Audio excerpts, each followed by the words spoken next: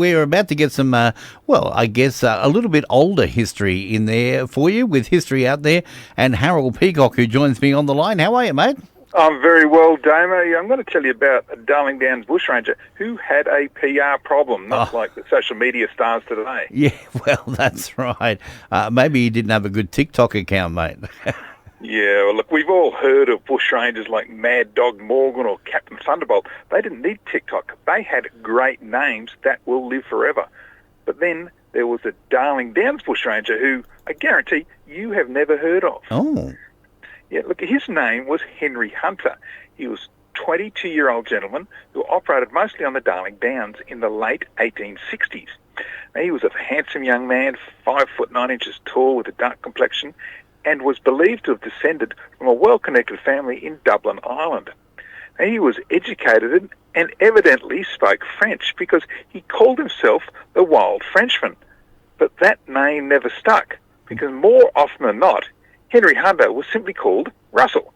Right. Now, on one occasion, after holding up the Claremont mail, he took the constable and the mailman to a waterhole where he was a very courteous host, sharing a meal and a billy of tea. But the policeman returned and attacked Hunter's camp. There was an exchange of shots, but nobody was hurt. Hunter galloped off, loudly protesting about the unsportsmanlike conduct of the constable in shooting at him when he wasn't looking. Now, Hunter's last hold-up was the mail from Taroom to Condamine in 1866. Now, during the robbery, he handed over a letter addressed to the editor of the Burnet Argus. In it were cheques with a total value of £4,500. Now, they were crossed cheques, not negotiable, so he couldn't cash them, from earlier robberies, which he said were of no value to him, and so he wanted the owners to have them back. Right. Now, that's almost $6 million in today's money that he returned to the economy. Wow. Now, when these events were reported to police, Sub-Inspector George Elliott set out with 2 troopers and black trackers.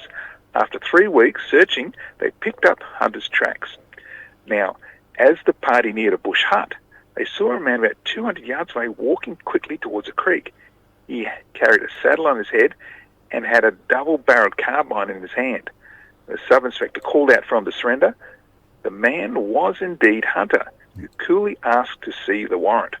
Now, unslinging his rifle and raised it to his shoulder, Sub-Inspector Elliott said if Hunter didn't surrender, that he'd open fire.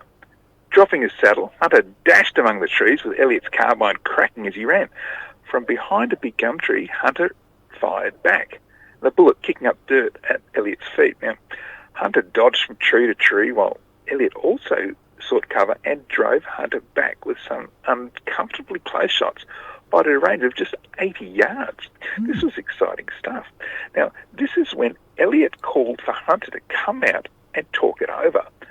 Both men agreed not to shoot one another, and so stepped out from their cover and advanced toward one another until they stood only about 10 paces apart. Now, Elliott said that if Hunter surrendered, they'd go easy on him at trial.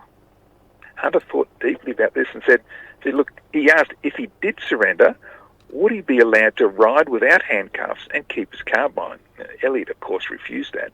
Hunter then suggested that Elliott should fire over Hunter's shoulder and allow him to escape.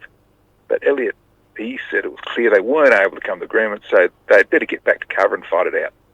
Now, they each walked back to their shelter and the shootout resumed. Now, meanwhile, Sub-Inspector's party, they had secretly outflanked Hunter, who found himself the target of shots from across the creek beside him. Hunter ran out of bullets and realised the game was up, so he emerged from the trees and put out his hands for the handcuffs. Now, Hunter was tried in Brisbane by Queensland's first Chief Justice, James Cockle. The jury took only 8 minutes to make up their minds, and the judge sentenced him to 22 years imprisonment. Right. Now, Elliott, the policeman, he was promoted to inspector, put in charge of the Rockhampton district, and was given a grant of £100. The inhabitants of the Condamine district, where the gunfight happened, they presented Elliott with a very handsome engraved rifle, which was one of the very latest patent American breech loaders. Now, Inspector Elliott died following a riding accident in 1871, just 5 years later. And our Darling Downs bushranger, by the name of Henry Hunter, who called himself the Wild Frenchman, but was more widely known as Russell, Damo, he just disappeared from history. He was really in need of a TikTok account. There you go. Well, I tell you what, mate, you have to wonder. I think he was too nice. Look, he was. He was too gentlemanly. He's returning some of the checks. And look, and he travelled alone. He didn't have a gang with him. So maybe too nice, but also maybe too smart. He didn't have a high profile. But hey, I've remembered him anyway. Well, you certainly have, mate, and of course we'll be able to read that story on historyouthere.com, the website that has all of those stories and many others for people to read. And it's great actually reading back through some of those stories, isn't it, and getting some of that local history.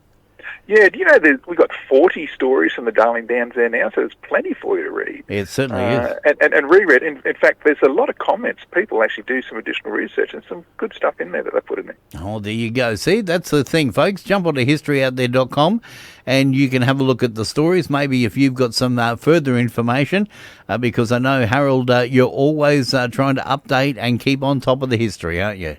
Always am, and look, I do get ideas from your listeners, so send it in and I'll research it. All right, fantastic, mate. You have a great week, and we'll look forward to catching up again next week.